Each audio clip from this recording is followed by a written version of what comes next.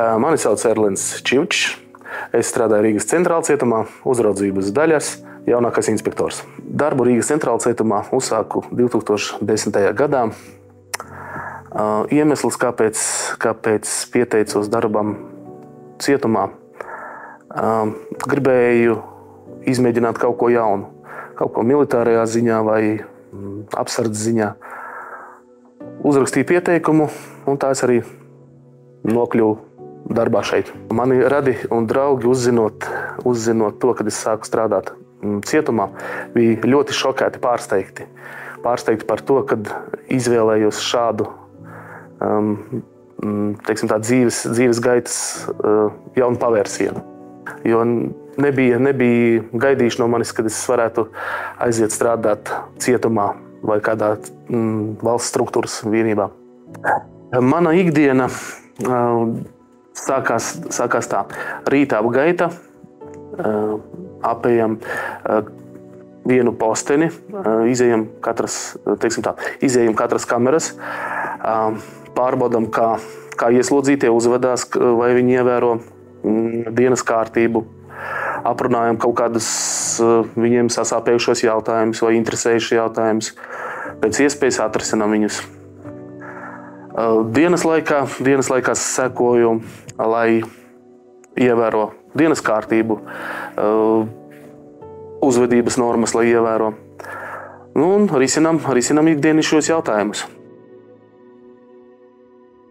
Lielākie izaicinājumi tas ir, katru darba dienu risināt jautājumus un viņus atrisināt pareizi, ievērojot, protams, likumus un lai arī ieslodzītos, kaut kad viņš ir ieslodzīts, viņš tāpatās ir cilvēks un ar viņu ir jāstrādā. Un viņa jautājumi ir jāpalīdz risināt. Darbs ieslodzījuma vietā man patīk tāpēc, ka ir sociālās garantijas, tas ir pirmais. Atalgojums, darba kolektīvs, kolēģi un arī priekšniecība. Ļoti daudz nāk priekšniecība pretīm. Visādi jautājumu, nestandarta jautājumu risināšanā, ikdienas jautājumu risināšanā. Tas ir patīkami, kad var aiziet jebkurā brīdī pie priekšnieka un izrunāt jautājumus. Par bailēm ieslodzījuma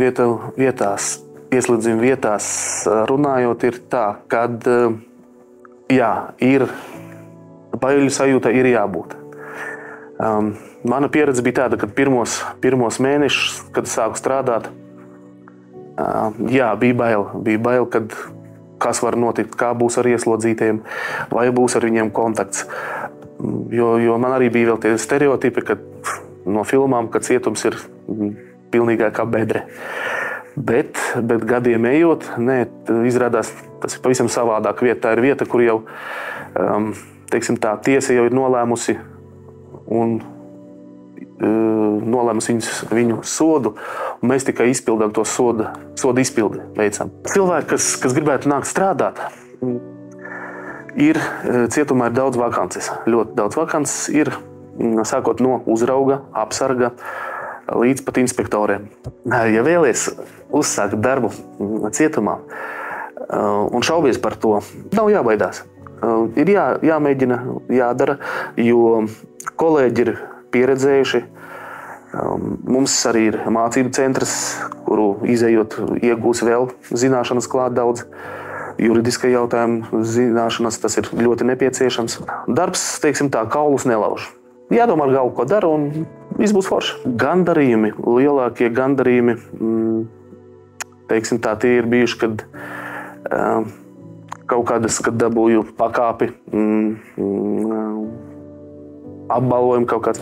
Un nesen bija programma, mēs bijām Norvēģijā, prakses vadītāju pieredzes apmaiņā. Tas bija liels tāds pārsteigums, kā attīstītajās valstīs viņi nodrošinājuši savu tiesu sistēmu, cietumu sistēmu nodrošinājuši, un tas bija fantastiska pieredze. Vēlētos, protams, ar pārvaldes palīdzību un mācību centru palīdzību to ieviest arī cietumos, jo tas ir tā pieredze, uz ko mums vajag censties, tiekties un sasniegt viņu. Ir tādi gadījumi bijuši, paša pieredzes aizbraucis kaut kur uz citām Latvijas pilsētām, un tur nāk pretīm ieslodzītais, kas ir atbrīvojies, ar ko es kopā ar viņu esmu strādājis. Tur viņš atbrīvojas un nāk pretīm un privet načaļņik. Un tas tāds interesanti. Jā. Ir bijuši pat arī tādi gadījumi, kad atrod sociālajos tīklos un raksta. Paldies, ka palīdzēji, teiksim tā, apzināties savu vainu un apzināties arī to, kad brīvībā kādam esi vajadzīgs. Un kad brīvībā var tomēr atrast darbu un strādāt un izmainīt savu dzīvi pavisam. Daudzi, kas ir aizbraukuši uz ārzemēm, viņi arī vēl joprojām ir tur. Un viņi rakstīja visādiem svētkiem, apsveikumus. Var redzēt, ka cilvēki izrāvušies no šejienes. Kaut gan viņi jau vairākas reizes jau sēdējuši cietumā. Cerams, ka tagad uz visiem laikiem viņiem tā dzīve būs pamainījusies.